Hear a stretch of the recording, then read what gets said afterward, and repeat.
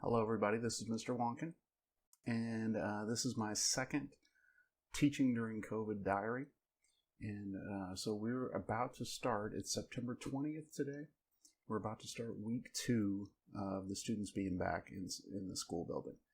And so just a little review of the way things have been going. The first 3 weeks of school, we did everything online. So the teachers were in the building at the school, the students were at home doing their work from online. And then we gave the students the option of either continuing to work online or coming back into the school to do in-person learning when we started last week. So we started that last week. We had 1 week in the building. About half of them opted for online learning. About half of them opted for coming to the school building. But we also gave the students the option, if they were signed up for in-person learning, to do their work from home if they didn't come to school on a certain day. So if they did, say, an assignment or they did a check-in from home, they got marked remote present, and so they still got attendance credit.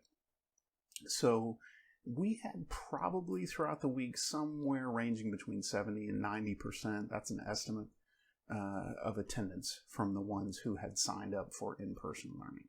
And for the most part, my students who were signed up for in-person learning, if they didn't come in, they still did their work online. So that was the first week. And the first week, it appears to have been pretty uneventful in terms of COVID. So the students, from my perspective, did a pretty good job. Most of the teachers are following the guidelines and encouraging the students to, requiring the students to, and being pretty consistent with it. And our admin has been very adamant about it. They've pushed very heavily on the teachers and the students to follow the safety guidelines to help prevent the spread. So I will say I've been impressed by that, by the students, the teachers, and administration in my school. So for the most part. Now, there are some students who haven't been quite as cooperative, but I haven't seen any real problems. For instance, in my classroom, I've been able to maintain about a 3 or 4 foot distance between my students, and they're consistently coming in, sitting in the same desk every day. And I've had to remind a few here and there, cover up your nose, and they very agreeably cover up their nose and cooperate with that. So I haven't had any pushback or arguments over it. So it's been pretty good. And then on the district's website, they are showing 3 cases currently. They're reporting 3 cases of COVID among students and teachers. It's kind of confusing. I'm not 100% clear on how that number works because there are 4 different boxes that show numbers. 2 of them say 3, but one of the boxes says positive cases among teachers, and one of the boxes says positive cases among teachers and students.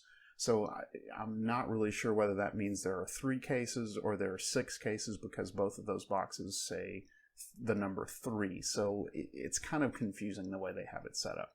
So they're reporting at least 3 cases or maybe 6 cases. It's a little unclear. But that's not too bad for the thousands of people that we have in the district. There's maybe about 10,000, maybe about 8,000 students, maybe a couple of thousand teachers. Probably a little less than that, but somewhere in that range. Now, not all of them are in person. The students are not all doing in-person learning, so that may be somewhat significantly less, maybe about 3,000 or 4,000 altogether that are coming into the school. So that's pretty good. There have been some challenges, and one of the challenges is that split, that either you're coming to school or you're staying home. And so the teachers are having to do kind of a half and half scenario. So we're teaching the kids who are there in class, but we're also working on creating lessons for the students who are working at home. Now, my daily schedule, I have 1 class period in which all of my students are working online. So I can do a video conference with them. I can create a video and post it for them. I can spend that class period responding to emails, answering questions, and things like that. So that does make that work okay, although I'm still having to do a very, very different style of presentation for those students. And so I have to kind of plan two different sets of the same type of presentation, or presenting the same lessons. Unfortunately, I also have 3 class periods that are a mixture of students who are in the building and students who are only working from online at home. And so it's a challenge there to find a way to make that work. And I've tried a few things. I don't know how successful I've been so far. It's only a week into it, so we'll see how that goes. So that's a bit of a challenge. There is also, among the students who are working online, there is a problem of, I don't know whether it's motivation or just having difficulty with the format. So some of my students, most of them are doing a pretty good job. They're keeping up with the work. They're understanding the assignments as I give them. But I do have a few, and it's a little more than I normally see with in-person learning, but not significantly more than usual.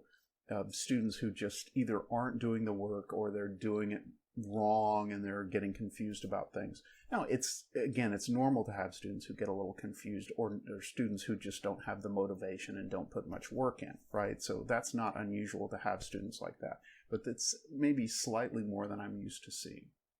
That's a little bit of a challenge as well. So I'm a little concerned with a few of those online students. Most of them, like I said, are doing a pretty good job with it. The attendance is another challenge. So what we have to do for the attendance, the in-class students, they're sitting in the classroom, we mark them present. The online students, they do a check-in, an online check-in, or they do assignments online. And that's a little bit of a challenge because kind of going through all of your assignments, if they did something late on Friday that had been due on, say, Wednesday, then we have to go through all the old assignments to see, oh yeah, they worked on that on Friday, so they were present on Friday, even if they didn't do the check-in. It's a bit of a pain in the neck.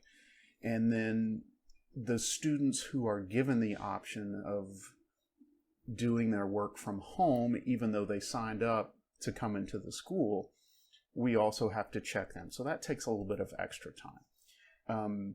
So that is a bit of a challenge, and it's kind of complicated, and the students have been, or the teachers rather, have been struggling to find a way to make that work the easiest way possible, and it's been a struggle, and we've complained, and we've gotten frustrated with it. But on that note, this week they've made a change.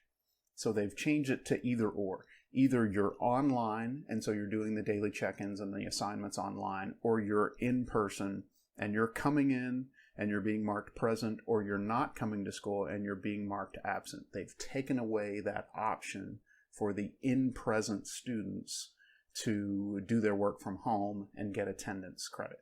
So that does simplify the attendance problem. And that'll save me somewhere between a quarter to a half an hour every day. And some days it's easier than others because everybody showed up, or whatever, or everybody did the check-in. Some days it's harder than others, so it takes a little bit longer. But that will save me at least about 15 minutes a day. So that's good. My concern, though, is that we're trading in that little bit of convenience for the safety of having fewer people in the building. And so we're talking to maybe 200 or 300, give or take, of students that will be coming in because they have to now if they signed up for in-person learning. And so that means that we're increasing by the hundreds the points of contact and the potential spread of the virus. So to me, personally, I don't mind a little bit of inconvenience if some of the students are going to take advantage of that ability to stay home and do their work, and then that's going to be less potential spread of the virus. And again, being a person with type 1 diabetes, I will take every chance I can get to reduce the potential contact with the virus. And then it also, for my particular classroom, and I know this is true even more so for other people's classrooms, if all of my students show up, right now I've been able to maintain about a 3 or 4 foot distance between them. I'm going to have maybe about a foot or less of distance between them. So essentially, absolutely no social distancing. And the district has taken the view that it's an either-or thing. Either you socially distance or you put on a mask, even though the professionals aren't recommending that at all. They're saying that you need to do both. You need to wear a mask and you need to keep at least several feet between you and other people. So I think that's it's convenient because we don't want to, we don't have maybe the money to hire more teachers to spread the students out more. So we're going to pretend that the recommendations have been actually different from what they really are. But that is a real concern for me. If we can't do social distancing, then we're kind of defeating the purpose to a certain extent. Now, I'll grant wearing the masks does reduce the chances, right?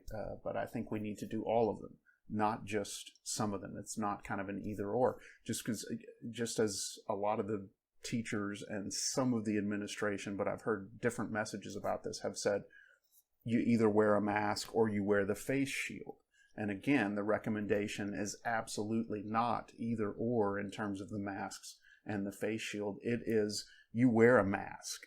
And if you want added protection, you put on the face shield.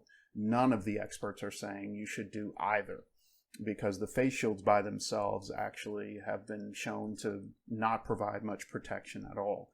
And so, again, mixed messages is problematic. And I think we're trying to make this convenient for people. But again, I grant we've done a good job. The administration at my school has been very good about pushing and being consistent about requiring the students and the teachers to follow the safety guidelines that we are able to implement. And we've had a good week, so let's hope for more good weeks ahead. I'll check in again next week and let you guys know how it goes, starting week 2 tomorrow, and we'll see how it goes from there, with maybe a couple hundred more students coming in this week, and we'll see if they actually do come in. Some of them may decide to opt out and stay home anyway, but we'll see how it happens. All right, thanks for watching. Let me know what you think in the comments, and have a great day. Bye.